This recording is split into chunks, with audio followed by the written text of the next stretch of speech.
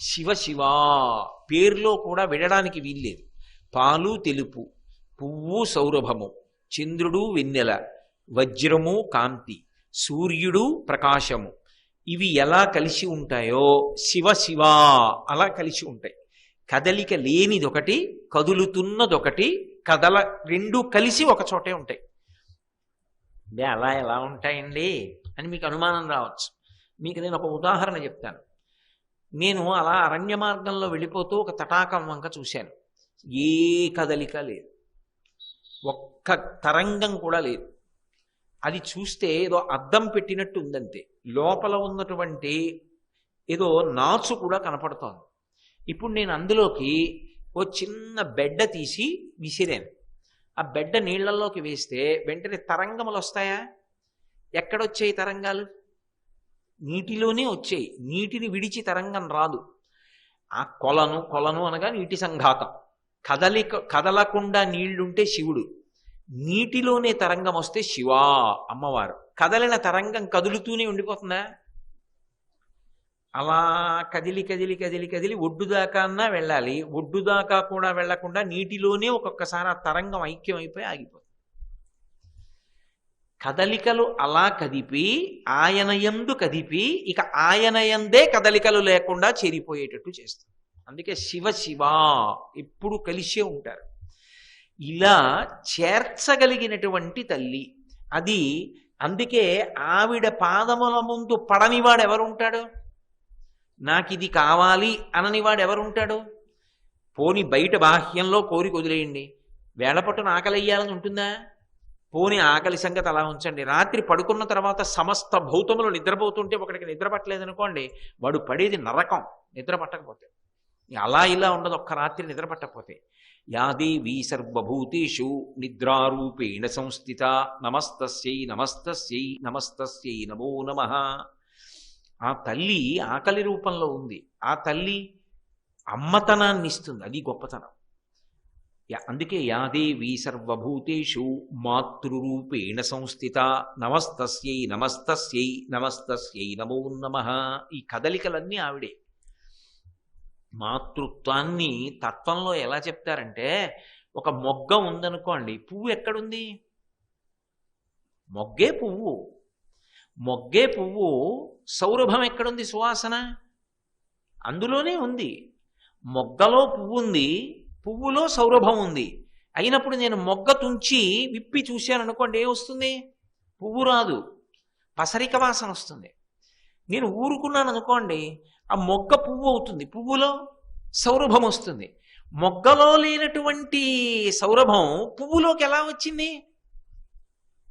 కన్యగా ఉన్నప్పుడు లేని మాతృత్వం ఆమె వివాహం అయిపోయిన తర్వాత మాతృత్వం వచ్చినప్పుడు పువ్వుగా సౌరభంతో అలా ఉంటుంది. ఇది కొత్తగా ఒకరు తెచ్చిపెట్టేది కాదు. అమ్మవారు లోపల విభూతిని కల్పిస్తుంది. లేకపోతే లోకం ఎలా సృజింపబడుతుంది, ఎలా నిలబడుతుంది?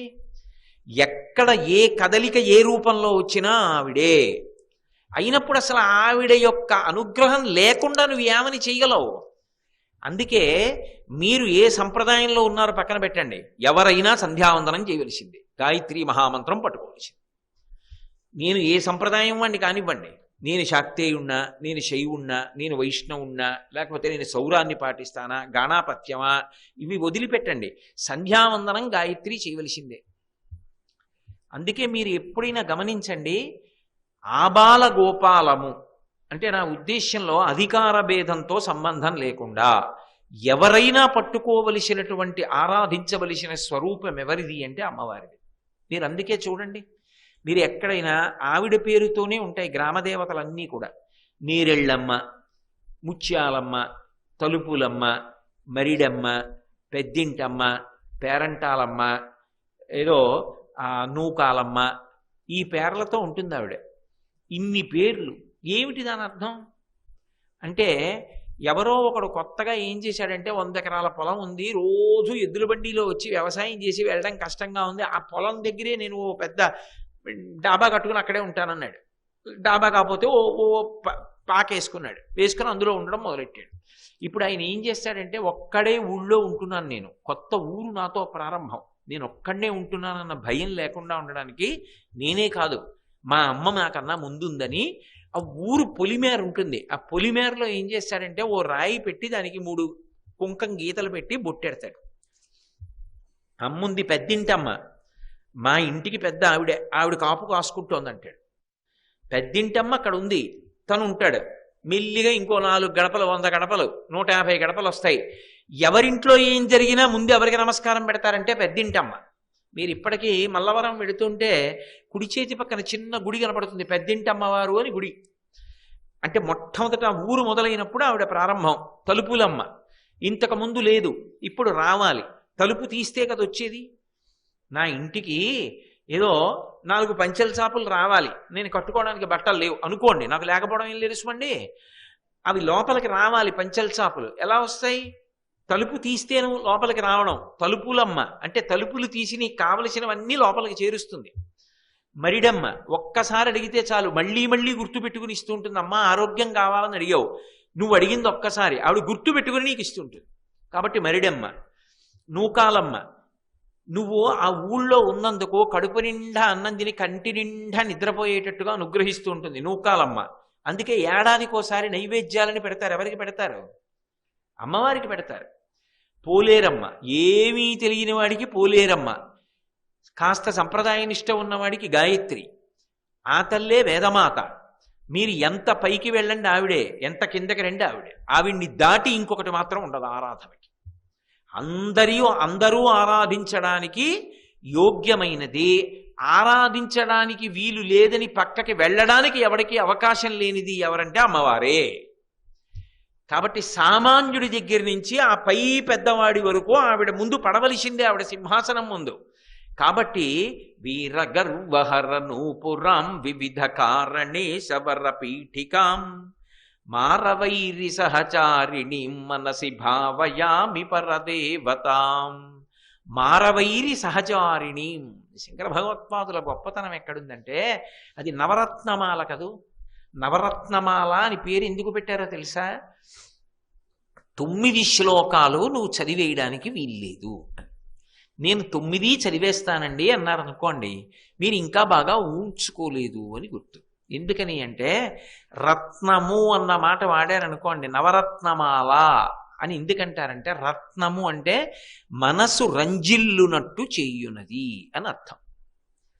రత్నం ఏం చేస్తుంది? నేను ఇలా చూస్తున్నాను అనుకోండి, ఏదో రత్నాలతో చేసినటువంటి ఒక తలుపు కనపడింది అనుకోండి, నా దృష్టి అక్కడ ఆగిపోతుంది. అబ్బా ఎంత బాగున్నాయో రత్నాలంటారు. దగ్గరికి ఎడతాను, ముట్టుకుంటాను. మిగిలిన వాటి వైపుకి వెళ్లకుండా వాటి దగ్గర మనసుని ఆపి అది సంతోషించేట్టు చేస్తుంది. అంటే శంకరాచార్యుల వారి యొక్క హెచ్చరిక ఏమిటి? నువ్వు 9 చదివేస్తే నీ మనసు రంజిల్లట్లేదు. అది నువ్వు చదువుతున్నప్పుడు ఎక్కడో అక్కడ ఆగిపోవాలి.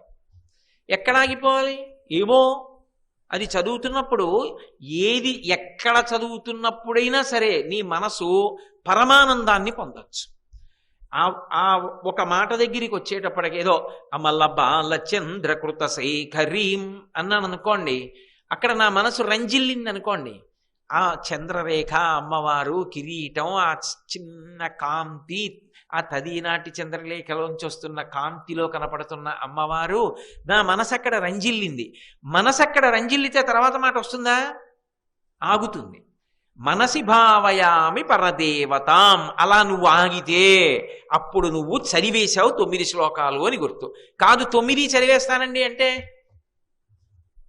చాలా మంచిదే, పటుత్వాన్ని పొందావు, 9 బాగా నేర్చుకున్నావని గుర్తు. అందులో ఏమి దోషం లేదు, ఏం తప్పు పట్టడానికి ఏం లేదు. అందులో 9 రత్నాలు నీ చేతిలో ఉన్నాయి, కానీ దాంతోపాటు రంజిల్లడం రావాలి. అందుకు వ్యాఖ్యానం. లేకపోతే ఎందుకండి? అది చదివేసుకుంటే సరిపోదేమిటి?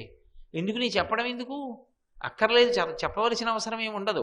మనసు రంజిల్లాలంటే దాని యందు నిలబడాలి. మీరు ఒకటి బాగా గుర్తుపెట్టుకోండి, దీని వెనక ఒక పెద్ద సిద్ధాంతం ఉంది. ఎందుకు ఇచ్చారో తెలుసా శంకర భగవత్పాదులు? ఇది అమ్మవారికి చేసేటటువంటి పూజలలో పరమోత్కృష్టమైనటువంటి పూజగా ఆవిడ యొక్క అనుగ్రహం ఉత్తర క్షణం లభించేది ఎప్పుడంటే మీరు మనసారా భావన చేస్తే ఉత్తర క్షణం ఆవిడ అనుగ్రహం వచ్చేస్తుంది. అంతకన్నా పెద్ద పూజ లేదు ఆవిడికి. భావన చేత ఆమె తృప్తి పొందుతుంది. భావన చేత తృప్తి పొందాలంటే ఒక విషయం గురించి మీరు బాగా వింటున్నా నిలబడచ్చు, విన్నది స్మరిస్తూ నిలబడచ్చు, అది చదువుతున్నప్పుడు శబ్దానికి నిలబడచ్చు, దాని అర్థం జ్ఞాపకానికి వచ్చి నిలబడచ్చు. రేపు మీరు చదువుకుంటున్నారనుకోండి, వివిధ కారణేశవర పీఠికాం అనేటప్పటికీ మీకు అకస్మాత్తుగా మళ్ళీ నా కంఠం వినపడి, నిన్నను ఆయన ఇలా అన్నారు, తలుపులమ్మన్నారు, పోలేరమ్మన్నారు, పెద్దింటమ్మన్నారు, పేరంటాలమ్మన్నారు, ఇన్ని విషయాలు చెప్పారు. శ్లోకాలు చదివించానా ఇవాళ? ఏదో ఒక రోజున ఎవరినో పిలిచి ఏదో శ్లోకంలో ఏదో ఒక మాట మీద వ్యాఖ్యానం చేయమంటాను. చదివిన వాళ్ళు అదొక్కటే కాదు, వ్యాఖ్యానం కూడా చెప్పవలసి ఉంటుంది తర్వాత. కాబట్టి మనసు రంజిల్లితే రత్నమైంది. కాబట్టి నవరత్నమాల. అందుకని ఆ భావన చేత నువ్వు ఎక్కడ ఆగిపోయావో అక్కడ అమ్మవారి అనుగ్రహం పొందాడు. ఒక్కొక్కడు తిరిగి చదవకపోవచ్చు, కానీ వింటున్నప్పుడు ఆయన మనసు ఏదో ఒక విషయం దగ్గర పరమానందాన్ని పొందేసింది. ఆనందాన్ని పొందేసింది అనడానికి గుర్తేమిటో నేను చెప్పనా? నేను చెప్పానని కాదు సుమండి, అది నా గొప్పని నేను చెప్పట్లేదు. అది మీ అదృష్టం, మీ ఆర్ద్రతని బట్టి ఉంటుంది. మీరు వెళ్ళి రాత్రి నిద్రపోతూ ఉండగా మీకు నిద్రలో నేను చెప్తున్నది వినపడుతూ ఉంటుంది. అది ఏదో ఒక విషయం మీద వినపడుతుంది, ఒక ప్రత్యేకమైన విషయం మీద. నేను ఇందులో చెప్పిన వాటిలో ఒక విషయం మీద నేను చెప్పిన దాన్ని యథాతథంగా మళ్ళీ చెప్పిస్తుంది మనసు. అక్కడ నేనేం ఉండను నిజానికి, అది మీ పడక గది. కానీ మీకు నా వాణి వినపడుతూ ఉంటుంది, మీరు వింటూ ఉంటారు. అంటే దానికి అది అమ్మవారు మీకు అందిస్తున్న ఆలంబనం. మీ మనసు నిలబడింది సుమా, బాగా రంజిల్లిందని గుర్తు ఏంటంటే స్వప్నావస్థ యందు మళ్ళీ వినపడేటట్టు చేస్తుంది. ఇదే సభలో కొందరికి అనుభవం ఉండవచ్చు, ఆశ్చర్యం లేదు. కాబట్టి అది రంజిల్లింది అనడానికి గుర్తు. అది అప్పుడు రత్నం అయింది. దాన్ని నిలబెట్టుకునే ప్రయత్నం చెయ్యాలి. కాబట్టి శంకర భగవత్పాదులు మారవైరి సహచారిణి అంటారు. ఎందుకని? ఆయన్ని శివుని ఇల్లాలు అంటే అయిపోయింది. అలా అనేస్తే అది రత్నం ఎలా అవుతుంది? మనసు ఎలా రంజిల్ల చేస్తుంది? అందుకని ఆయన గూఢమైనటువంటి విషయాన్ని ప్రతిపాదన చేస్తారు. మారుడు అన్న మాటకు అర్థం ఏమిటంటే విరహము కలిగినటువంటి వారికి, విరహబాధను అనుభవిస్తున్న వారిని ఆ బాధ చేతనే చంపేయగలిగిన వాడు. ఆయనకి ఇంకా వేరే ఆయుధం ఉండదు చంపేయడానికి. ఏదో ప్రేయసీ ప్రియులు ఉన్నారనుకోండి, ప్రేయసీ ప్రియులు అన్నమాట ఎందుకు పోనీ దంపతులు అనండి. దంపతుల్లో విరహాన్ని అనుభవిస్తున్నారనుకోండి, ఆ విరహాన్ని అనుభవిస్తున్నప్పుడు ఒక్కొక్కసారి ఎవరి పట్ల విరహము అంటే భార్యకి భర్త పట్ల, భర్తకి భార్య పట్ల, అది పవిత్రంగా అర్థం అవడానికి నేను ఆ మాట వాడుతున్నాను. వారు త్వరగా కనపడకపోతే యువతల వారి శరీరం కూడా పడిపోతుంది ఒక్కసారి. మారుడు అన్న మాట అందుకొచ్చింది. విరహము కలిగినటువంటి వారు దాన్ని తట్టుకోలేనట్టుగా చేసి మృత్యువు పాలు కూడా చెయ్యగలిగినటువంటి శక్తి కలిగిన వాడు. అంటే ప్రేమ చేత చంపేస్తాడు. చమత్కారం కదా. ఆయన చచ్చిపోయాడు. ఎవరి చేతిలో? శివుడి చేతిలో. ఇది శంకర భగవత్పాదుల యొక్క గాంభీర్యం. అలా చంపగలిగిన వాడు. విరహము కలిగితే ఆ విరహము బాగా అతిశయిస్తే ఆ బాధ తట్టుకోలేక, అది మనోసంబంధమైన బాధ, శరీర సంబంధమైన బాధ కాదు, కానీ ఆ మనోసంబంధమైన బాధ ఎక్కువైపోతే జ్వరం వచ్చేసి చచ్చిపోతారు. విరహము చేత చంపేస్తాడు ఆయన. అలా చంపేసేవాడు ఎవరో ఆయన్ని మారుడని పిలుస్తారు. ఆయన మన్మధుడు. అలా చంపగలిగిన మన్మధుడిని చంపేశాడు ఎవరు? పరమశివుడు. అంటే ఆయనకి విరహము చేత బాధ లేదు. అంటే ఆయనకు అసలు ప్రియురాలు, నా భార్య, అలాంటి పిచ్చి వెర్రి, అది లేకపోతే నేను ఉండలేను, అస్తమానం గుర్తొస్తోంది, ఇలాంటి వాటికి పరమ అతీతుడు. ఎందుకని? దాక్షాయణిగా శరీరం వదిలింది, హైమవతిగా పుట్టింది. హైమవతిగా పుట్టినటువంటి తల్లి పరిచర్య చేస్తోంది. ఆయన తపస్సు చేస్తుంటే ఆయనకి తెలీదా? ఆవిడికి తెలీదా? ఆమెను భార్యగా స్వీకరించాలంతే. కానీ మన్మధుడు బాణం వేస్తే ఆయన ఏం చేశాడు? మూడవ కన్ను తెరిచి కాల్చవతల పారేశాడు. లోకంలో కామము చేత బాధపడుతున్నటువంటి పురుషుడి యొక్క కామాన్ని ధర్మంతో ముడివేయడానికి ధర్మపత్నిగా, క్షేత్రంగా ఆయనకి భార్యగా వెళ్ళడం లోకంలో సహజంగా ఉండేటటువంటి విశేషం. పెళ్ళి ఎందుకు చేసుకుంటారండి? సంకల్పం ఏమని చెప్తాం? ధర్మ ప్రజాపత్యర్థం నాకు ధార్మికమైన సంతానము కొరకు ఈ వివాహమును చేసుకొనుచున్నాను. వివాహము యొక్క పరమ ప్రయోజనమేది? సంతానమును పొందుట. ఎలా? ధార్మికంగా. అధార్మికంగా కాదు. ధార్మికంగా అంటే కామము ధర్మము చేత ముడిపడాలి. అంటే పురుషుని కామము ఆమె యందే ఉండాలి, ఆమె కామము పురుషుని యందే ఉండాలి. భార్య కామము భర్త యందు, భర్త కామము భార్య యందు. అది మాత్రం దాటడానికి వీల్లేదు. చెలియలి కట్ట. అది వాళ్ళిద్దరి మధ్యే. మిగిలిన వాళ్ళు కామాక్షి స్వరూపాలు అంతే. మిగిలిన వాళ్ళందరూ మాతృవత్ పరదారేషు, అమ్మవారి స్వరూపాలు. ఒక్క తన భార్య వరకే, ఆమెకు తన భర్త వరకే, అంతే. అప్పుడు ధర్మంతో ముడిపడిపోయింది కామం అంటారు. అది కామం అంటూ ఒకటి ఉంటే అసలు ధర్మంతో ముడేస్తారు వివాహం చేసి. అసలు కామమే లేని వాడికి పెళ్ళెందుకు? ఆయన అసలు కాముణ్ణి కాల్చవతల పారేశాడు. ఇంకా ఆయన్ని పెళ్లి చేసుకుందామని ఎవరు అనుకుంటారు లోకంలో?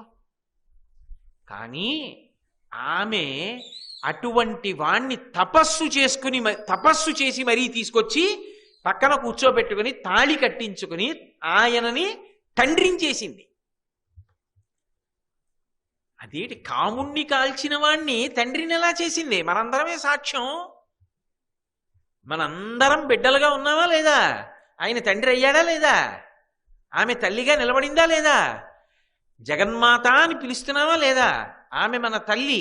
తండ్రి పరమేశ్వరుడు. ఆగర్ధావివ సంపృక్తం ఆగర్ధ ప్రతిపత్తయే జగత పితరం వందే పార్వతీ పరమేశ్వరవు. మహాకామేశ్వరుడు ఆయన, మహాకామేశ్వరి ఆవిడ. వాళ్ళిద్దరూ లోకమునకు దంపతులు. నిత్యాయ త్రిగుణాత్మనే పురజితే కాత్యాయని శ్రేయసే సత్యాయాజ్య కుటుంబినే మునిమన ప్రత్యక్ష చిన్మూర్తయే అంటారు. మారుణ్ణి కాల్చేసినటువంటి వాణ్ణి తపస్సు చేత వశం చేసుకుని తాళి కట్టించుకుని పక్కన కూర్చోపెట్టుకుని ఇంతమంది బిడ్డలకు తల్లిగా నిలబడింది. నిలబడడం కాదు, వీళ్ళందరినీ ఆయనలోకి కలుపుతాం. ఏమి నా తల్లి వైభవం! ఇప్పుడు కేవలం శివుడి ఇల్లాలనా ఆవిడ గొప్పతనమా? ఆవిడ అలా ఆయన్ని కూర్చోపెట్టి మనని కనకపోతే వచ్చిన నష్టం ఏమిటండి అని మీరు అడుగుతారేమో. ఆవిడ తల్లి అయింది, ఆవిడ కోరిక తల్లి అవ్వాలని. తల్లి అయింది, ఆవిడికి సంతోషం. మనం బిడ్డలమయ్యాం, మన కర్మ కాలిపోలా. అలా లేకపోతే అసలు మనం పుట్టలేదనుకోండి, ఈ గొడవ ఏం లేదుగా. ఇవన్నీ చదువుకోవడం, నవరత్నమాలిక, ధర్మము, నేను భయపడుతూ ఉండడం, మీరు భయపడుతూ ఉండడం, మీకు అన్నీ తెలుసు అనుకోండి. మీరేం భయపడరు. మీరు చక్కగా పుణ్యాత్ములు, ధర్మమునందు శ్రద్ధ కలిగిన వారు. నేనేం ఉత్తినే అంటలేదండో ఈ మాట. నేనేదో వెటకారానికి అంటున్నాను అనుకుంటున్నారేమో. మీరు ఇవాళ ఈ సభలో కూర్చున్నారంటే అమ్మవారి అనుగ్రహం ఉంది కాబట్టి కూర్చున్నారు. అమ్మవారి అనుగ్రహం లేకుండా ఆవిడ గురించి వినలేరు. నేను కాదు. ప్రణంతుం స్తోతుం వా కథమకృత పుణ్య ప్రభవతి అన్నారు శంకర్లు. ఆవిడ అనుగ్రహంతో వచ్చి మీరు కూర్చుంటే మీరు పుణ్యాత్ములు అన్న మాట నేనంటే తప్పేమిటి? అదేదో వెటకారానికి అంటున్నాడని మీరు అనుకోకండి. నేను త్రికరణ శుద్ధిగా మాట వాడుతున్నాను. నేను నా జీవితంలో పొంగిపోయేది దేనికంటే నా తల్లి నా చేత పలికిస్తోంది చాలు నా జన్మకని. కాబట్టి అటువంటి అనుగ్రహం ఆవిడ మనకి ఇచ్చింది. కానీ ఈ పుట్టుక లేకపోతే భగవంతుడితోనే ఉంటాంగా. ఆవిడ తల్లి అయింది, మనం పుట్టాం, కానీ కొట్టుకుంటున్నాంగా సముద్రంలో, సంసారంలో అంటారేమో. పుట్టకపోతే, శరీరం లేకపోతే గత జన్మలలో చేసిన పాపపుణ్యములు ఎలా పోతాయి? పాపపుణ్యాలు పోవాలంటే శరీరం ఉండాలి. ఇది ఉపకరణం. శరీరం ఉందనుకోండి, గతంలో నేను చేసిన పాపం ఏదో ఉంది, ఎవరో బాధపడేటట్టు మాట్లాడాను. ఇప్పుడు నేను ఎవరో అన్న మాటకి బాధపడాలి. ఇప్పుడు నేను చేసిన పాపం పోయి. ఇప్పుడు ఈ శరీరం ఉంది, గత జన్మలో పుణ్యం చేశాను, సుఖపడాలి. మళ్ళీ ఈ శరీరంతో పాపం చేయకుండా పుణ్యం చేసుకోవాలి. ఈ మనసుతో మంచి విషయాలు ఆలోచించాలి. శరీరంతో మంచి పనులు చెయ్యాలి. దీనికి ఒక ఉపకరణం కావాలా? ఉపకరణం కావాలంటే శరీరం కావాలా? శరీరం కావాలంటే పుట్టాలంటే తల్లి తండ్రి ఉండాలా? లౌకికంగా తల్లి తండ్రి ఉండాలంటే అసలు ఆ తల్లి తండ్రి పుట్టడానికి ఆది దంపతులు ఉండాలా? దంపతులుగా ఉండాలంటే శివుడు ఉండాలా? శివుడు ఉండాలంటే తెచ్చి ఆవిడ తాళి కట్టించుకోవాలంటే ఆయన కాముణ్ణి కాల్చి కూర్చుంటే తపస్సు చేసి ఆయన చేత మంగళసూత్రం కట్టించుకొని పక్కన కూర్చుని మనందరినీ కని మనం మోక్షం పొందడానికి శరీరాలు ఇచ్చి కాపాడుతోంది. అమ్మా నీకు నమస్కారం. అది శంకర భగవత్పాదుల యొక్క ఉద్దేశం తప్ప కేవలం శివుని ఇల్లాలనడం ఆయన ఉద్దేశం కాదు. ఎంతటి మహోపకారం చేశావమ్మా! ఈ శరీరం ఇచ్చావు, దీనితో నిలబడగలిగినటువంటి శక్తినిచ్చావు, శాస్త్రం ఇచ్చావు, గురువుగారిని ఇచ్చావు. దీని వలన గురువుగారి పాదాలు సేవించగలుగుతున్నాను, గురువుగారి దగ్గర శాస్త్రం నేర్చుకుంటున్నాను, ఈ శరీరం యొక్క విలువ ఏమిటో తెలుసుకుంటున్నాను, నిన్ను ఎలా ధ్యానం చేయాలో తెలుసుకుంటున్నాను. నీ గౌరవం ఏమిటో, నువ్వు ఎంత ఉపకారం చేశావో తెలుసుకుంటున్నాను. నా పాపపుణ్యాలు పోతున్నాయి. క్రమక్రమంగా నా కదలికలు తగ్గిపోయి నేను మళ్ళీ శివుడిలో కలిసిపోయేలా చెయ్యగలిగిన తల్లివి నువ్వే అని తెలుసుకున్నాను. ఎక్కడి నుంచి కిందకు వచ్చేసానో అక్కడికే పైకెక్కేట్టు చేయవలసింది నువ్వే. ఇందాక చెప్పే కదా, ఏ స్విచ్ నొక్కితే ఫ్యాన్ తిరిగిందో ఆ స్విచ్ నొక్కితేనే ఫ్యాన్ ఆగిపోవాలి.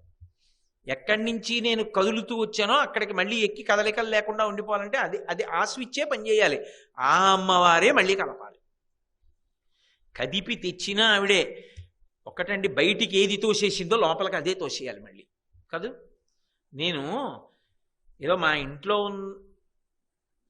ఉన్న ఒక వస్తువుని పట్టుకుని బయట పడేశాను అనుకోండి, లోపల నుంచి మా ఆవిడ చూసి అయ్యో అయ్యో అయ్యో అదేమిటంటే అది పడేశారు, అది పనికిరాని వస్తువు కాదండి, నేనే దాచాను దాన్ని అని అనుకోండి. ఇప్పుడు లోపలికి ఎవరు తేవాలి? నేను బయట పడేశాను, నేనే తెస్తే బాగుండదు, నువ్వు తెచ్చుకుంటానా? నేనే వెళ్ళి మళ్ళీ తెచ్చి ఇంట్లో పెడతాను. బయటికి ఏది తోసిందో అదే లోపలికి తేవాలి. శివుడిలోంచి బయటికి ఏ శక్తి తోసిందో ఆ శక్తే శివుడిలోకి తోయాలి. అది అమ్మవారి యొక్క కదలికల ఆవిడ అనుగ్రహం. అటువంటి తల్లి. అందుకని అమ్మా, నీ అనుగ్రహం కావాలి మా అందరికి. నీ అనుగ్రహం మాకు ప్రసరించిందనడానికి గుర్తు 84 లక్షల జీవరాశులలో మనుష్య జన్మలోకి వచ్చాం. మనుష్య జన్మలో కోట్ల మంది ఏదో సంపాదించుకోవడం, తినడం, భోగభాగ్యాలు, ఇంద్రియాలు, సుఖాలు తిరుగుతున్న వాళ్ళు ఉండవచ్చు.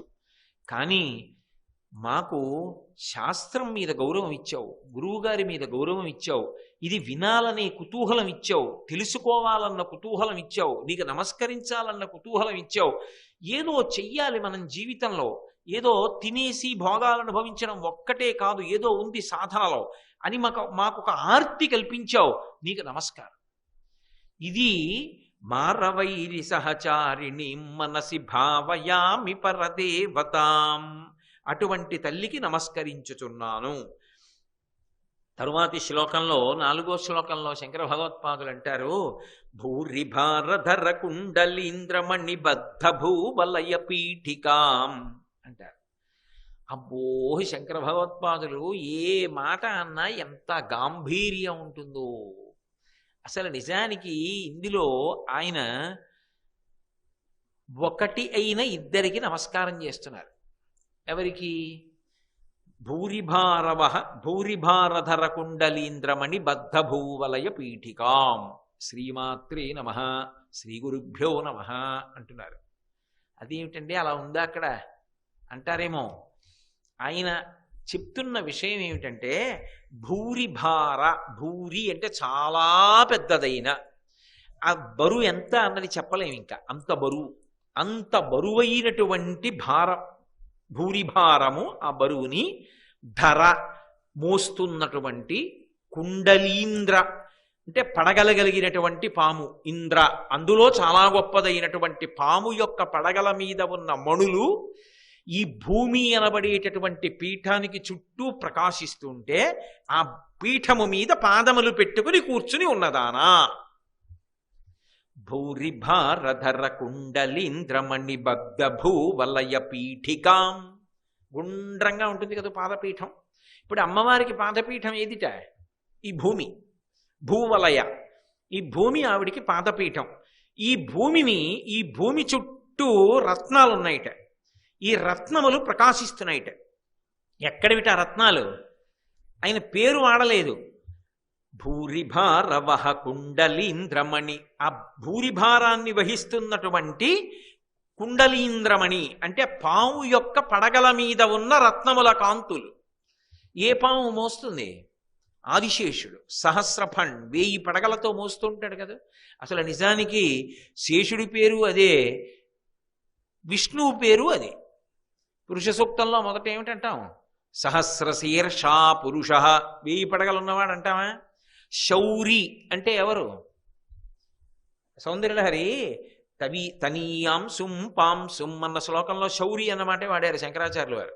శౌరి అంటే శూరుని యొక్క పౌత్రుడు అని. యదువంశంలో శూరుని యొక్క కొడుకు వసుదేవుడు, వసుదేవుని యొక్క కుమారుడు కృష్ణ భగవానుడు. అంతేనా? బలరాముడు కూడా కదా. బలరాముడు కూడా వసుదేవుడు కొడుకేగా. బలరాముడి భార్య రోహిణి ఎందే కదా ప్రవేశపెట్టారు ఆయన తేజస్సుని. గర్భ సంకర్షణం అయింది. ఆ కారాగారంలో ఉన్న దేవకీదేవిలో ఉన్నటువంటి వసుదేవుని యొక్క తేజస్సుని యోగమాయ తీసేసి పట్టుకెళ్ళి వసుదేవుని యొక్క ఇంకొక భార్య రోహిణి నందవ్రజంలో ఉంటే ఆమె కడుపులో ప్రవేశపెట్టింది. అందుకని గర్భ సంకర్షణం వల్ల పుట్టాడు కాబట్టి సంకర్షణుడు. అప్పుడు వసుదేవుని కుమారుడు బలరాముడు కూడా అయితే శూరుని యొక్క పౌత్రుడే అవుతాడు కాబట్టి బలరాముడు కూడా శౌర్యనా? నిజానికి కృష్ణుడు శౌర్య, బలరాముడు శౌర్య. ముందు శౌరి బలరాముడే, ముందు పుట్టాడు కాబట్టి. బలము మిగుల కలగ బలభద్రుడనిలోక రమణుడగుట చేసి రాముడనియు సతికి పుట్టె గర్భ సంకర్షణంబున సంకర్షణుండనడి ఘనుడు సుతుడు అంటారు పోతన గారు భాగవతంలో. కాబట్టి శౌరి అన్నది కృష్ణుడికి ఒక్కడికే కాదు, శౌరి బలరాముడికి కూడా. బలరాముడు ఎవరు? ఆదిశేషుడు అవతారం. అప్పుడు ఆదిశేషుడు ఎవరు? శౌరి. అయినప్పుడు శౌరి ఆదిశేషుడు కూడా అయితే విష్ణువుకు ఉన్నటువంటి నామం ఏది ఉంటుందో అది ఆయనకు అన్వయం అయిపోతుంది. అందుకే 1000 పడగలు అన్న మాట ఆదిశేషుడికి అన్వయం అయితే విష్ణువుకి అన్వయం. సహస్రశీర్ష పురుష సహస్రాక్ష సహస్రపాత్ శ్రీమన్నారాయణుడు. 1000 పడగలున్నవాడు ఆదిశేషుడు. శ్రీ ఉమామహేశ్వర పరబ్రహ్మార్పణమస్తు. స్వస్తి.